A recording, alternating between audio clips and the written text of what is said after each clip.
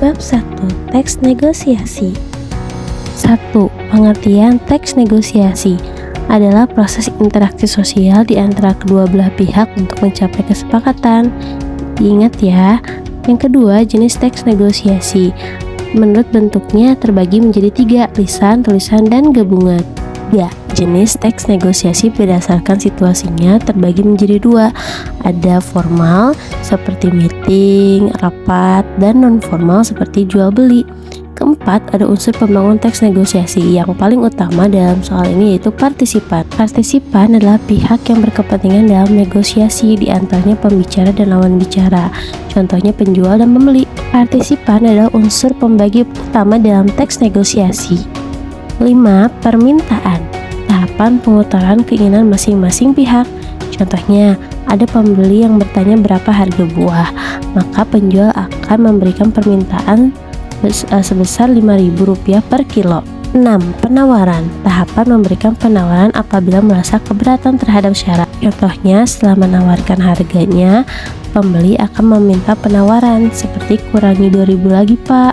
7. Tujuan negosiasi. Tujuannya adalah memperoleh kesepakatan, sedangkan penyebab terjadinya negosiasi adalah adanya pertentangan atau konflik antara dua belah pihak. 8. Win-win solution adalah solusi terbaik atau kesepakatan terbaik dari sebuah negosiasi.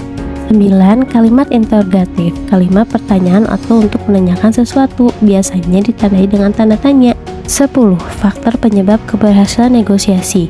Salah satunya adalah alasan dari pihak-pihak dalam negosiasi, lalu dicari kesepakatan bersama dari alasan tersebut yang menguntungkan dua belah pihak. Bab 2. Teks biografi. 1. Pengertian teks biografi. Suatu tulisan yang mengulas mengenai kehidupan seseorang atau kisah hidup atau cerita hidup seseorang selama ia masih hidup. Biasanya tokoh yang dibahas adalah tokoh-tokoh sejarah. Yang kedua, pengertian teks autobiografi. Kisah hidup yang ditulis oleh diri seorang sewaktu ia masih hidup. Jadi, kalau teks biografi itu kisah hidup seseorang ditulis oleh orang lain, sedangkan autobiografi itu kisah kehidupan yang ditulis oleh diri sendiri. Jadi kisah sendiri ditulis oleh sendiri.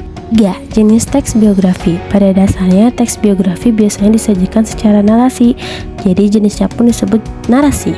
Keempat, kata kerja pasif. Kata kerja pasif digunakan untuk menjelaskan peristiwa yang dialami tokoh sebagai subjek yang diceritakan. Biasanya ditandai dengan rumus ditambah kata kerja, contohnya ditandai, diakui, dicintai.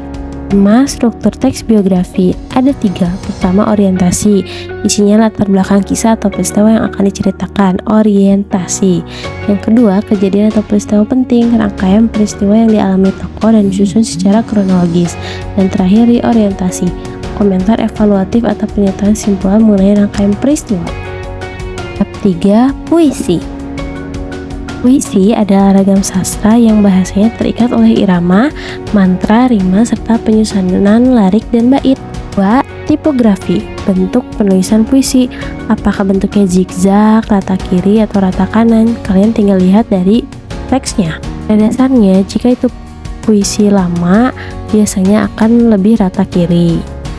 3. Imajinasi atau pencitraan. Penggunaan susunan kata untuk mengungkapkan pengalaman indrawi. Ciptaan atau imaji terbagi menjadi 5. Penglihatan, visual, contohnya dalam diriku mengalir sungai panjang, berarti kita melihat adanya sungai panjang. Kedua, pendengaran atau audio, contohnya gemericik air berbisik, kita mendengar gemericik air, suara air. 3. Penciuman, contohnya wangi semerbak bunga.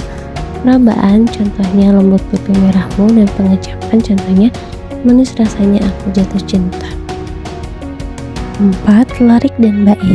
Kalau larik adalah baris, sedangkan bait adalah kumpulan dari larik atau baris yang tersusun secara harmonis.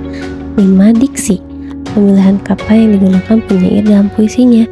Diksi ini merupakan unsur fisik puisi. 6. Intonasi. Ketetapan penyampaian dalam menentukan penekanan kata yang diucapkan. Misalnya, intonasinya tinggi atau rendah. 7. Ciri puisi lama. Yang pertama, anonim. Tidak diketahui siapa pengarangnya, jadi tiba-tiba ada. Kedua, disampaikan dari mulut ke mulut atau sastra lisan, jadi sifatnya tidak tertulis. Tiga, terikat adanya aturan mulai dari jumlah baris dalam setiap bait, jumlah suku kata hingga rima, contohnya mantra, pantun. Keempat, gaya bahasanya tetap statis atau klise, jadi itu-itu saja. Isinya fantastis dan bertema istana sentris, jadi biasanya ada unsur-unsur kerajaannya. 8. Penyair Indonesia. Beberapa penyair atau seniman puisi Indonesia yang cukup terkenal adalah Sapati Djoko Damono, W.S. Renda, Sutarji Kazum Bahri, dan Hairil Anwar, dan masih banyak lainnya. 9. Nada puisi. Nada dalam puisi adalah sikap penyair terhadap pembaca, contohnya romantik dan sentimental.